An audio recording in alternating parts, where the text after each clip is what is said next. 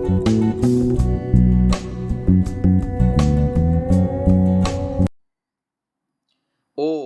नमस्ते जी। आज का विषय है अग्निहोत्र के आचमन रूप में प्रयोग किए जाने वाले तृतीय मंत्र पर विचार। ओम सत्यम यशः श्रीर्मयी श्रीः श्रयताम स्वाहा। इसमें 3 शब्द हैं, सत्य, यश और श्री। और ये प्रार्थना की गई है, ये मुझ में हमेशा के लिए बने रहें। सबसे ऊंचा है सत्य या सबसे पहले है सत्य। इसके 2 रूप हैं, सत्य यश श्री मुझ में रहें और हमेशा रहें। ये जो भाव है इसके 2 रूप हैं, एक बाह्य यानी लौकिक उन्नति के क्षेत्र में, एक आभ्यंतर यानी भीतर का यानी आध्यात्मिक उन्नति के क्षेत्र में। हम दोनों पर क्रमशः विचार करते हैं। जब हम बाह्य इन चीजों को न समझने के कारण सत्य यश और श्री ये मुझ में रहें और सदा बने रहें, ये चीजों को न समझने के कारण आज का मानव उन्नति तो कर रहा है पर सही दिशा में नहीं जा रहा है, भौतिक उन्नति भी कर रहा है पर सही दिशा में नहीं जा रहा है, आध्यात्मिक क्षेत्र में वो मार खा रहा है क्योंकि इस मंत्र के अंदर बताए हुए क्रम को नहीं समझता, धारण नहीं करता। आज इसको थोड़ा सा गहराई से समझते हैं। दुनिया में कोई भी व्यक्ति यशस्वी नहीं हो सकता यदि वो पुरुषार्थी नहीं है, कर्मशील नहीं है। बिना कर्म किए सफलता नहीं मिलती, यश नहीं मिलता, यशस्वी नहीं होता। और श्री धन आदि पदार्थ भी हम 2 तरह से प्राप्त कर सकते हैं, ठग करके अथवा पुरुषार्थ ईमानदारी से धर्मपूर्वक मेहनत करते हुए। अब मंत्र ये कह रहा है, सत्य को आधार बना करके कर्म करो और यश पाओ दुनिया में, और धन आदि पदार्थों को पाओ, ऐश्वर्य आदि पदार्थों को पाओ। तुमने कहीं सत्य की उपेक्षा कर दी तो धन तो आ जाएगा, तुम यशस्वी भी हो जाओगे। आज उल्टे मार्गों से व्यक्ति एमपी एमएलए बनते हैं। जितने भी एमपी एमएलए बने हुए हैं प्रजातंत्र में, वो अच्छा आदमी तो वहां जा ही नहीं सकता। दुनिया में उसका बड़ा नाम है, बड़ा यश है, बड़ी जो है गाड़ियां घूमती हैं उसके लिए, और बड़ी उसको सुविधाएं मिलती हैं, सब कुछ मिलता है, पर वो शांति देने वाला नहीं होता, जीवन में और नीचे ढकेलने वाला होता है। उसके लिए जितनी उसने अनैतिकता की है, उस यश को, असल में वो यश नहीं है, वो कुयश है, वो अपयश है, उसको समझ में नहीं आ रहा, लोगों के भी समझ में नहीं आ रहा। लोगों की दृष्टि में और अपनी दृष्टि में भी वो सोचता है मैं यशस्वी हूं। सत्य की उपेक्षा करके, न्याय की उपेक्षा करके, धर्म की उपेक्षा करके, ईश्वर की उपेक्षा करके, ईश्वर को बिल्कुल छोड़ करके, सत्य को बिल्कुल छोड़ करके की गई भौतिक उन्नति लोगों को दिखती है और उसे भी लगता है, परंतु नहीं, वो अंदर से अशांत होता है, अंदर से भयभीत होता है और उसका पापों का घड़ा भरता चला जाता है। कितना खाएगा, कितना जिएगा, कितना भोगेगा, ये जीवन बहुत थोड़ा है। हर जीवात्मा की आयु तो होती ही नहीं है, अनंत काल के लिए जीवात्मा का अस्तित्व होता है, तो उसके मुकाबले में ये आयु, ये मनुष्य की आयु 100 साल की कितनी है। और ऐसा आदमी 100 साल की दहलीज भी नहीं पार करता, जल्दी मरेगा, रोगी होके मरेगा, अशांत दुखी होके मरेगा, और जीते जी भी दुख पाएगा, और मरने के पीछे तो महान अंधकार है, ये उसको दिखता नहीं, ये उसको समझता नहीं, ये उसको किसी ने बताया नहीं। अब आप देखिए, सत्य को आधार बना करके हमें कर्म करने हैं व्यवहारिक जगत में, सत्य को आधार बना करके हमको यश प्राप्त करना है, सत्य को आधार बना करके हम जो है धन संपत्ति, सगे संबंधी, यश कीर्ति आदि को, ऐश्वर्यों को प्राप्त करना है, ज्ञान विज्ञान को, बल को, धन संपत्ति, भोग्य सामग्री को प्राप्त करना है। यदि सत्य कहीं छूट गया, सत्य की कहीं उपेक्षा हुई, धर्म कहीं छूट गया, धर्म की कहीं उपेक्षा हुई, ईश्वर कहीं छूट गया, ईश्वर की कहीं उपेक्षा हुई, तो फिर हम गए काम से। ये जीवन में भी हम सुख नहीं पाएंगे। ठीक है, सुखों के साधन हम इकट्ठा कर लेंगे, सुखों के प्रचुर मात्रा में भोग्य सामग्री इकट्ठा कर लेने का मतलब ये नहीं है कि हम सुखी हैं।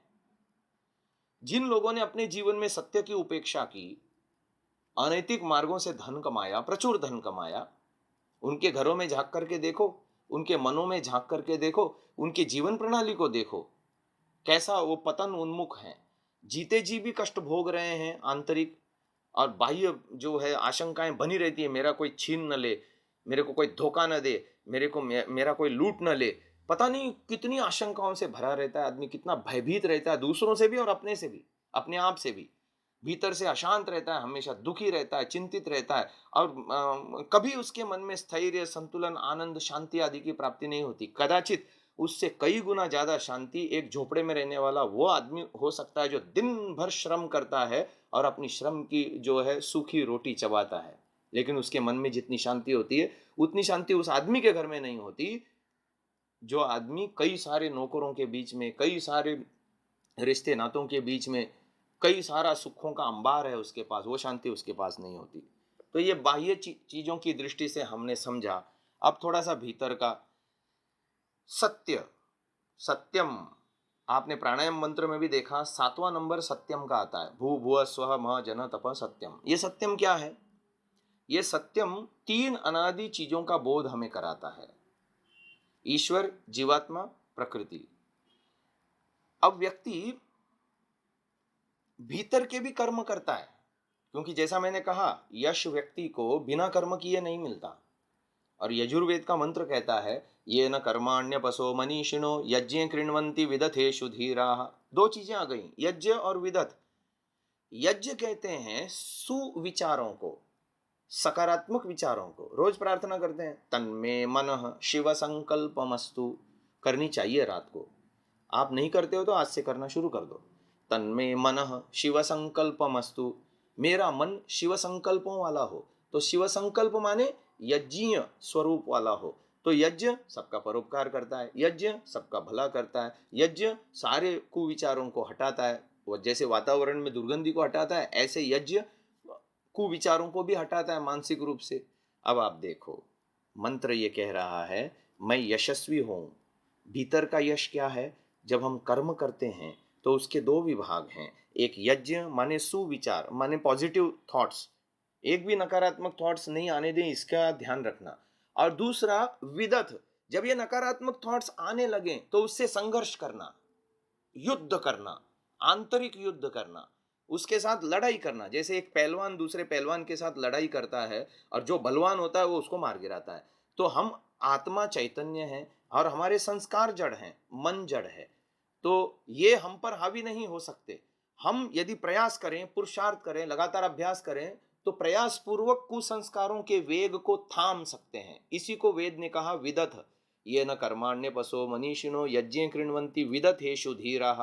धीर लोग यज्ञ में और विदथ यानी संग्राम में, यानी युद्ध में, आंतरिक युद्ध में कुसंस्कारों को पछाड़ते हैं, आवेगों को अपने ऊपर हावी नहीं होने देते, आवेगों को दबा देते हैं, कुसंस्कारों को तनु कर देते हैं। ये हमको करना है। यदि हम ये करने लग जाएं तो हमारा जीवन बहुत तीव्र गति से आगे बढ़ेगा और हम उन्नति को प्राप्त होंगे, प्रगति को प्राप्त होंगे। फिर आता है श्री। ये आंतरिक श्री क्या है? जैसे बाहर की श्री होती है, धन संपत्ति, सगे संबंधी, यश कीर्ति आदि आदि आदि, ये सब श्री है, ऐश्वर्य है। ऐसे ही आंतरिक ऐश्वर्य भी होता है। आंतरिक ऐश्वर्य है ज्ञान, आंतरिक ऐश्वर्य है विवेक की स्थिति, आंतरिक ऐश्वर्य है वैराग्य, ईश्वर के प्रति आसक्ति, आंतरिक ऐश्वर्य है धर्म का पालन और उसकी प्रवृत्ति, आंतरिक ऐश्वर्य है ईश्वर के वो दिव्य गुण जो हमको ईश्वर उपासना से मिलते हैं, ईश्वर चिंतन से मिलते हैं, पुरुषार्थ करने से जीवन में आते हैं। वो क्या है? स्नेह, प्राणी मात्र पर स्नेह। स्नेह माने यहाँ पर राग नहीं, आसक्ति नहीं, आसक्ति रहित स्नेह जो सबके लिए समान रूप से बहता है। मेरे बच्चे के प्रति और मेरे पड़ोसी के बच्चे के प्रति स्नेह मेरा एक जैसा नहीं है। मेरे बच्चे में राग होता है, परंतु स्नेह जैसा मैं अपने बच्चे के प्रति करता हूं ऐसा पड़ोसी के बच्चे के प्रति भी कर सकता हूं, पर वो राग से ऊपर उठने के बाद की स्थिति का नाम है। तो स्नेह, निश्चल स्नेह, और जो है शांति और धैर्य और पुरुषार्थ और त्याग और दान की प्रवृत्ति और जो है विनम्रता, सादगी, तपस्या, जीवन में पता नहीं कितने सारे जो है वो श्री है जो हमको ईश्वर से प्राप्त होता है। यह आंतरिक संपत्तियां हैं। भीतर से शांत रहना, संतुष्ट रहना, स्थैर्य संतुलन युक्त रहना, आवेगों से आवेगित न होने देना अपने आप को, और बाहरी आलंबनों से भी अप्रभावित रह पाना, ये सब श्री है आंतरिक। वो आएगी सत्य के पालन से। तो सत्य शब्द तीन बातों को बताता है, ईश्वर, जीव, प्रकृति। संसार के यथार्थ स्वरूप को जब हम जान लेते हैं, अपने स्वरूप को भी यथार्थ रूप से जान लेते हैं और ईश्वर के स्वरूप को भी यथार्थ रूप से जान लेते हैं, तो ईश्वर से जुड़ने के बाद हमको आंतरिक संपत्तियां मिलती हैं। ज्ञान, विज्ञान और विवेक रूपी यश को हम प्राप्त करते हैं। हम उत्तम कर्मों को करके, योगमय कर्मों को करके अपने आप को बंधन मुक्त करते हैं। तो ये बहुत बड़ा मंत्र है जो हमें बाहर भी जीना सिखाता है और आंतरिक उपलब्धियां भी प्राप्त करना सिखाता है। आज के लिए इतना ही। इति ओम शम।